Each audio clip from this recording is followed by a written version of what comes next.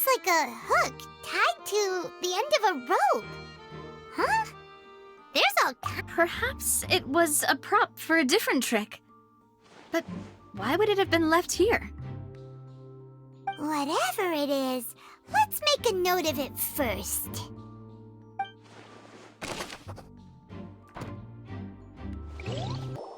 The floor is wet. Please be careful not to slip. Speaking of which, why would there be water here? Oh, Paimon knows! It's one of those tricks where you pour water into a jug and then flip the jug over only for the water to disappear? And here's a broken vase! Huh. Did the trolley knock it down while moving? That can't be. The trolley moves along tracks from start to finish. It couldn't have hit the vase at this distance. Let's note this down too and think about it later. Oh, these are the clothes that the lady chosen from the audience was wearing, right? Her clothes are here, but she's nowhere to be found. Right. And do you really need to do that if you're kidnapping them? Ugh, this is so confusing. Paimon doesn't want to be a detective anymore.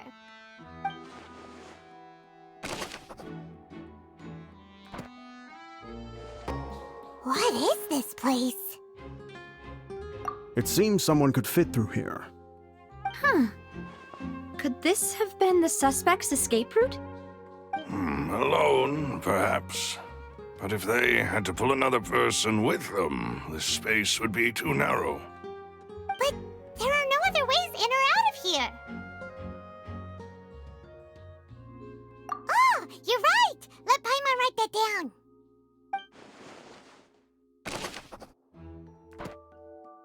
State of the crime scene. Let's find a place to sort out our findings once Malouse returns.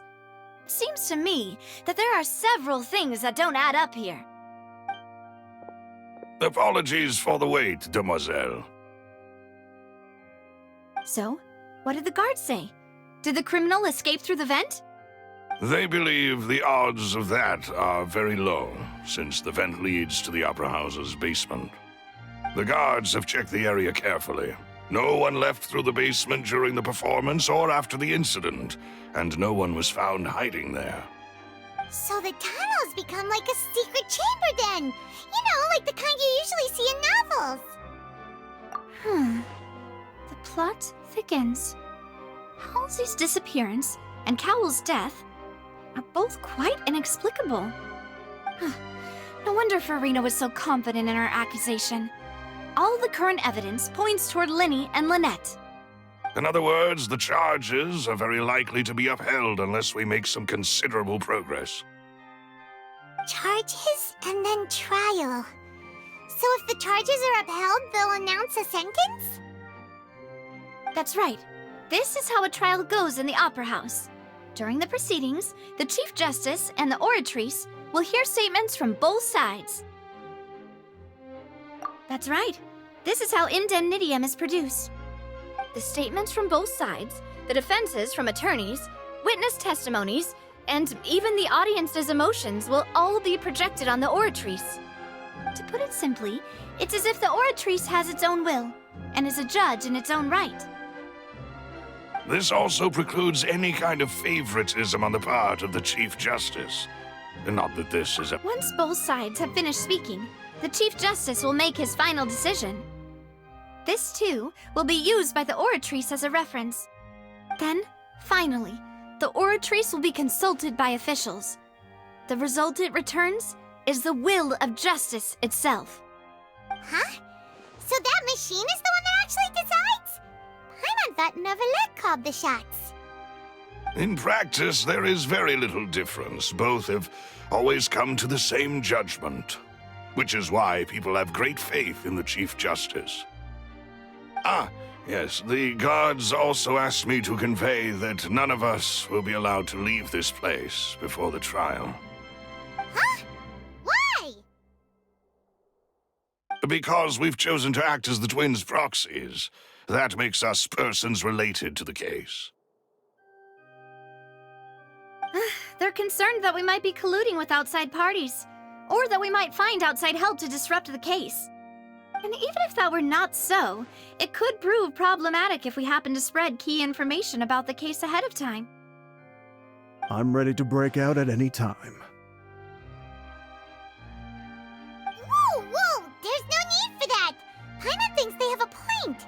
That said, are they providing food? Of course. I just hope you don't mind the lack of options. I'm afraid that catering to all tastes is not in the cards, nor is...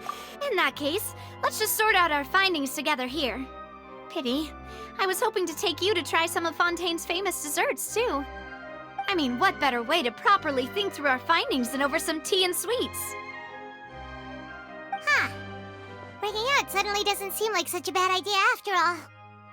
Just kidding! Just kidding! Paimon will still do her best, even if there are no snacks. What do you mean, no snacks? Of course we'll have snacks. If we cannot buy some, then we'll simply make some. Huh? Here? But how? Understood, demoiselle. Everyone, please come with me.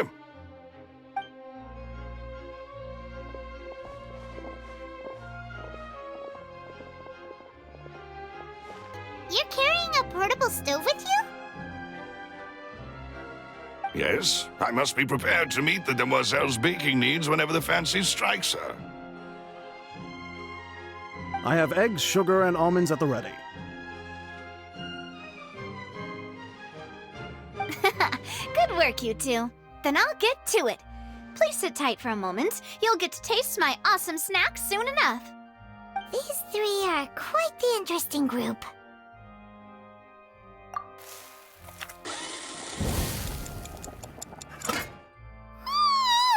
And Paimon thought it smelled good while it was still in the oven! Oh, it's even better now. Paimon can't stop drooling. From the way you had these two guys carrying all that stuff around, Paimon thought you'd have them do more during the baking process. But you ended up doing the entire thing by yourself! Beating the egg whites, grinding almonds, everything! I was applauding. And I was giving encouraging smiles.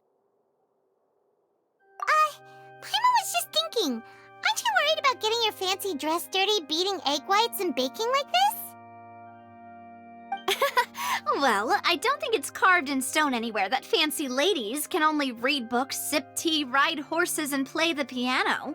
I just really enjoy making snacks. Don't underestimate beating egg whites, by the way.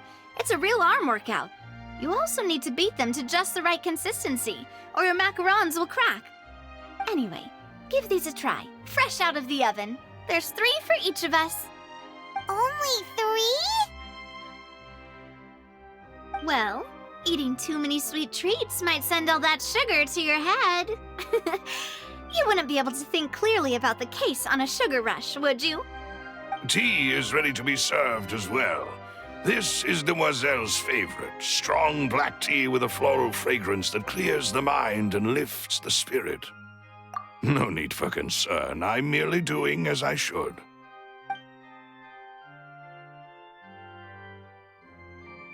All right then, down to business. As Paimon mentioned previously, the tunnel seems to be something of a secret chamber. However, we can assume that Linny and Lynette were not alone within it. Some criminal also occupied its sealed confines. The magician twins could have committed the crimes, of course, but they lack any logical motive. Exactly!